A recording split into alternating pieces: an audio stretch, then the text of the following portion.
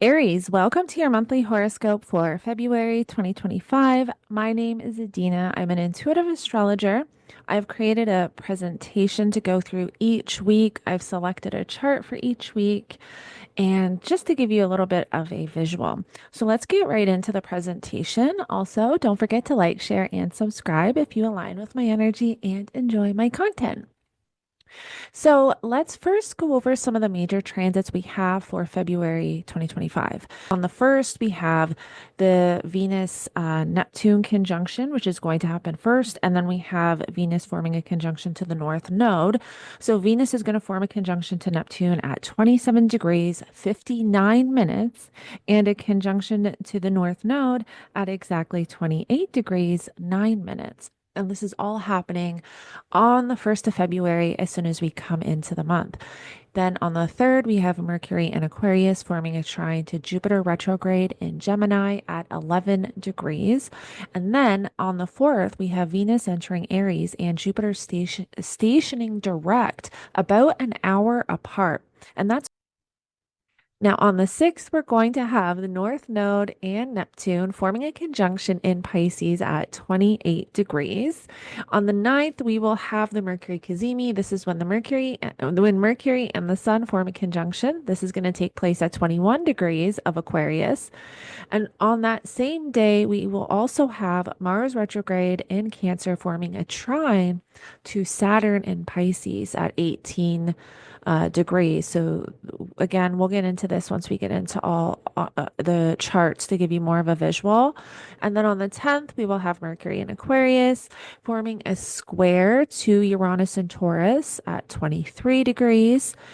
And on the 12th, we will have our full moon in Leo at 24 degrees, which I'm not going to get into the lunations in the horoscopes because I post separate forecasts. And it will actually be forming a T square to Uranus. So this one's going to be pretty interesting and create a bit of a stir up, a bit of a shake up. And then on the 14th, we'll have Mercury entering Pisces. On the 18th, we will have the Sun enter Pisces.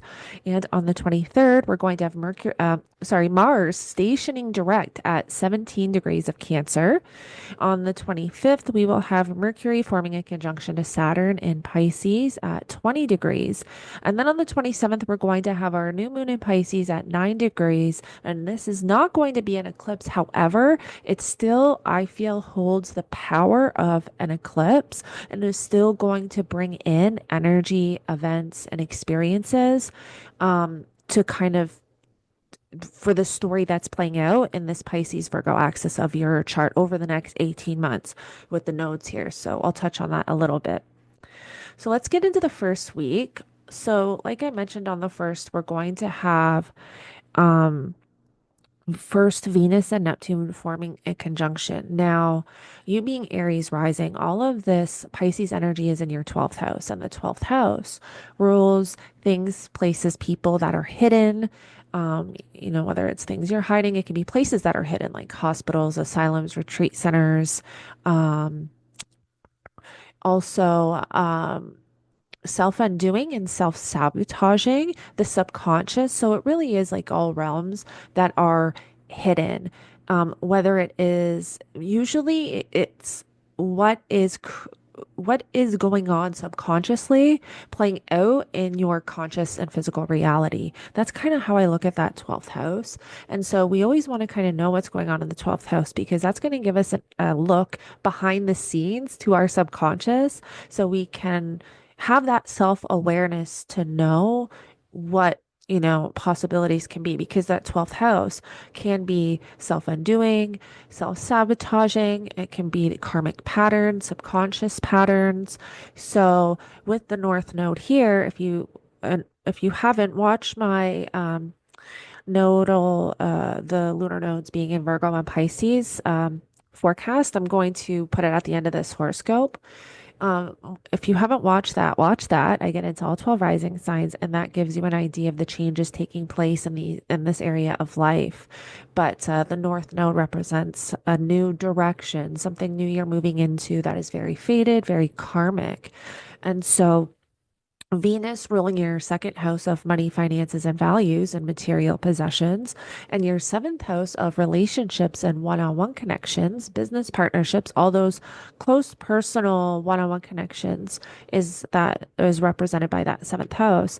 When Venus forms a conjunction to Neptune and the North Node on the first, there can be something very fated and very karmic showing up that is going to play out. Really, I mean, it's part of this 18-month story with the nodes being in Virgo and Pisces, but also Venus is in pre-shadow. Venus is going to station retrograde March 1st and will be retrograde until April 12th. So this is also part of that story. So whatever is showing up for you right now around relationships, around money, around finances, around personal values, around self-worth, self love, and also those 12th house themes and topics like escapism, self undoing, things that are hidden. This can even be hidden relationships, hidden people.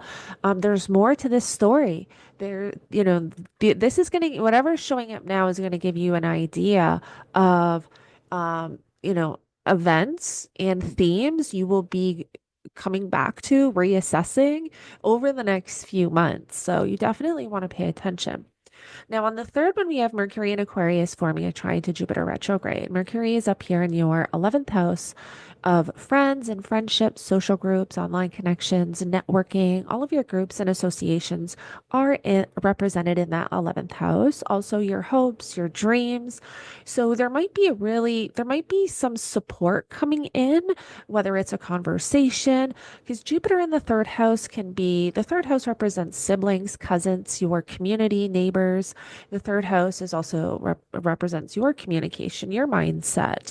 So there can be something on this day on February 3rd that you just want to be aware of, be mindful of, that could be coming in to help support you through whatever it is that you are navigating at this time. Again, it could be maybe a conversation with a friend, a conversation with a neighbor, a sibling, a cousin, or some type of an epiphany or intuitive download that shifts your mindset in some way around a specific, topic or theme. Now, on the 4th, we're going to have Venus entering Aries. And again, Venus is going to station retrograde at 10 degrees of Aries, which is you. This is this is in your first house. So there's going to be a lot of during this Venus retrograde, there's going to be a lot of reevaluating relationships, money, finances, and also your self-love, your self-worth. You may um, want to change appearance and stuff like that. I will be making a Venus retrograde video on the do's and don'ts, what to do, what not to do, and going into all 12 rising signs. So make sure you watch for that. You do want to be careful with changing your appearance during a Venus retrograde if it's anything that's too, um, what's the word I'm looking for? Long term, like plastic surgery, like things like that, because there tends to be either complications or a change of heart once Venus stations direct. So I mean, if you're cutting your hair or, something like that, like your hair grows, right? If you change your mind, your hair is going to grow. Things like that are okay. But when it's something more, what is the word I'm looking for? Long term. That's not the word I'm looking for, but you know what I mean. Long term. Um, oh, now that's going to bother me. Anyways, Venus being in your first house is really going to have to do with you. And then once Venus, you and how you connect in your relationships. And if you have your ascendant and descendant within the 10 degrees, your ascendant within the 10 degrees of Aries, which means your descendant is exactly directly across. There can be a lot that you're moving through around relationships, whether it's rethinking or reevaluating relationships, reassessing relationships. There could be a lot kind of going on in that area. And then Jupiter is going to station direct about an hour after Venus enters Aries. We'll have Jupiter in Gemini in the third house stationing direct. Now, Jupiter rules our optimism, being in your third house of community, neighbors, vehicles, your mindset, communication. There can be a lot more positivity in this area. Like maybe you've been struggling with your mindset. Um, Now, as Jupiter starts to move forward, you can start to become a little bit more optimistic about the future and things like that, with Jupiter being in that third house. February 6th, we'll have the North Node and Neptune forming a conjunction in Pisces. Now, this is where those 12th house themes and topics and Neptune themes and topics can be very heightened and amplified. So, Neptune being the ruler of Pisces, they both kind of rule that self-undoing, self-sabotaging, escapism. But Neptune does rule things like, over idealizing things. It's a very romantic, creative energy, but we just don't want to have the illusionary kind of rose colored glasses aspect to it. So we do want to be very cautious on this day, February 6th, because there can be something presented that maybe seems too good to be true. Again, it's in your 12th house. So I would just be watching for any of those escapism patterns or behaviors, self-undoing, self-sabotaging, things that are hidden. Also, too, because it is the North Node, there can be an event or something showing up that is part of this 18-month story with the North Node being in Pisces. So definitely, this is definitely a day to pay attention to kind of what's showing up for you spiritually, intuitively, and even in your physical reality. Because again, Saturn's here, but also this is where things can be presented. And be too good to be true. So we want to make sure we're staying grounded, staying level-headed, and not over-idealizing, situations, people, and experiences and stuff like that.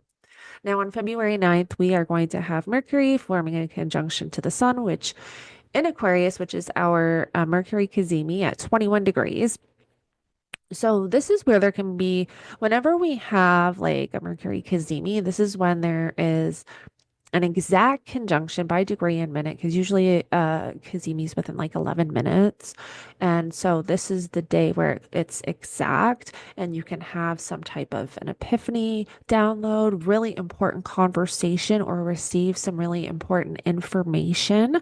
So again, this is another day to kind of jot on your calendar, pay attention to the conversations you're having, pay attention to your mindset, your intuitive downloads. And yeah, the information that's kind of presented to you on this day, because it can, um, play out some way with whatever it is you're navigating at this time. Now, we're also going to have Mars retrograde in Cancer, forming a trine to Saturn and Pisces at 18 degrees.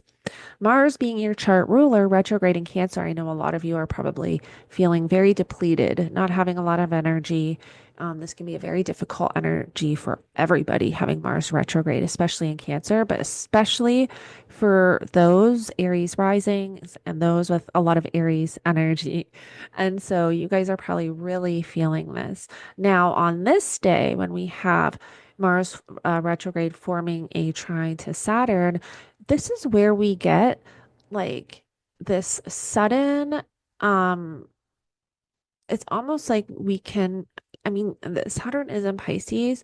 I would say this is a day where we may be able to focus a little bit more on our commitments, responsibilities, and what it is exactly that we're supposed to be pushing forward in, even though we don't want to be implementing too much and pushing forward too much with the Mars retrograde energy. But this is where there can also be something coming in around home, family, property, and real estate because of Mars being in that fourth house of home, family, property, and real estate. This is also where there can be a lot of emotions from the past surfacing, which is what this Mars retrograde in Cancer can be really bringing up for everyone, especially you guys, maybe even issues around family, old family dynamics. This is where, there can be more emotions, but it's a trine. So it's almost like whatever you've been navigating or moving through, there might be something really positive and something really supportive coming in on this day to help you navigate, whatever it is you've been moving through with this energy, with this Mars retrograding Cancer energy. Now, once we get to week 2 on the 10th, we're going to have Mercury and Aquarius forming a square to Uranus and Taurus at 23 degrees. Uranus is in your second house of money, finances, material possessions, your personal values. And Uranus just stationed direct January 30th. So Uranus is at this point just kind of starting to move forward. Taurus rules what we need, like the foundations that make us feel stable, secure, and comfortable. And so this Uranus station may have shaken that up for you a little bit, shake it for everybody, but especially you because it is in that second house. So, this Uranus station over the last week or so, the end of January, something may have been presented, shaking the foundations of, what you need internally to feel safe, to feel secure, for that comfort and stability. So, when we have this Mercury in Aquarius squaring Uranus, there can be a hard conversation. Um, there can be something presented that you're having to navigate around money, finances, personal values, what you need to feel safe, what you need to feel, secure. There could be tension arising on this day around that. Now, on the 12th of February, we will have our full moon in Leo at 24 degrees. Again, I'm not going to touch too much on this because I will post a separate forecast getting into this energy. But the full moon in Leo will be in your fifth house of creativity, children, romance, what you're passionate about, your hobbies, your interests. So it'll be a great time actually. Well, when I get into that forecast, I talk a lot about the intentions we set at the time of the new moon in that sign tend to come to fruition once we get to the full moon in that same sign. So, reflect back the last 6 months around these themes and topics. Has anything manifested here for you? But this is a time where these themes and topics in this house is lit up. There's more energy here and attention.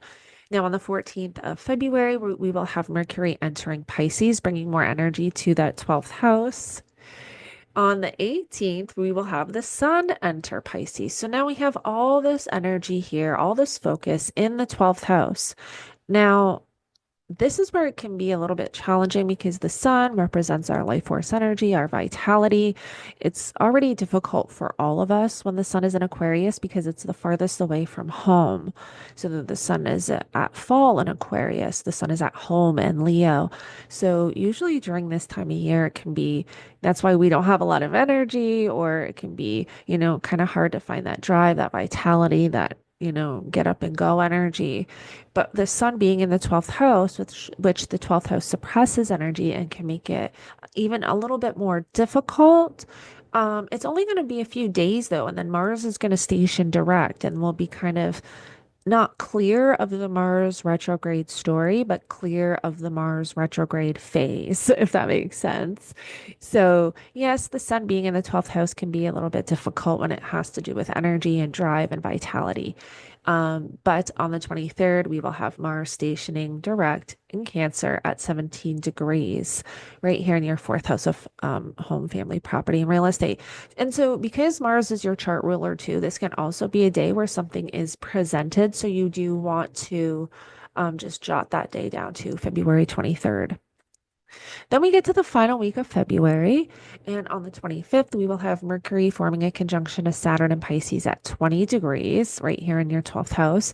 And this is where, Mercury rules your third house of, again, community, neighbors, vehicles, your mindset, communication, siblings, cousins, and also your sixth house of work, health, and daily routine. So the labor that you put into your work, so not necessarily your career, but the work that you do at your career on a day-to-day basis, that's in the sixth house. So there may be something around that. Sometimes Saturn can bring restriction, limitation, challenge, hardship. So you may want to just, be mindful on February 25th, what's showing up for you around communication or around, work, or even, around your daily routine or health. Now, on February 27th, we'll have our new moon in Pisces at 9 degrees. This is not going to be an eclipse, even though we have the North Node in Pisces. However, I still feel like it's going to be fairly powerful and can still trigger and activate events and themes that will add to this 18-month story playing out with the North Node being in Pisces and South Node being in Virgo. So even though it's not an eclipse, I think it's still going to be extremely powerful, highlighting those 12th house themes and topics like spirituality, intuition, the subconscious, things, people, and places that are hidden relationships, hidden secrets, things that maybe you don't want other people to know. Also, hospitals, asylums, retreat centers. And we're going to have Mercury here, and Neptune's still going to be here at this point. We won't have Venus here, But this is where there can be an amping up of that escapism energy, self-undoing, self-sabotaging, and all of that. So I will get a lot more and deeper into this energy when we get into when I post my new moon and Pisces forecast in a couple of weeks. But this just gives you an idea of the major themes, topics, and energy you're navigating for the month ahead. There's a lot of focus on this 12th house, and with this Venus retrograde, you really want to pay attention to what's showing up with you throughout the month of February because Venus is pre-shadow, meaning that major themes, topics, events, especially around your self-love, self-worth, your appearance, how you want to be perceived from the world, also your money, your finances, and your relationships. These are all Venusian themes and topics for you. So you want to pay attention to all of that. What shows up through the month of February? Because as soon as we get to March 1st, Venus is going to station retrograde at that 10 degrees and then move back to she moved back to Pisces 24 degrees.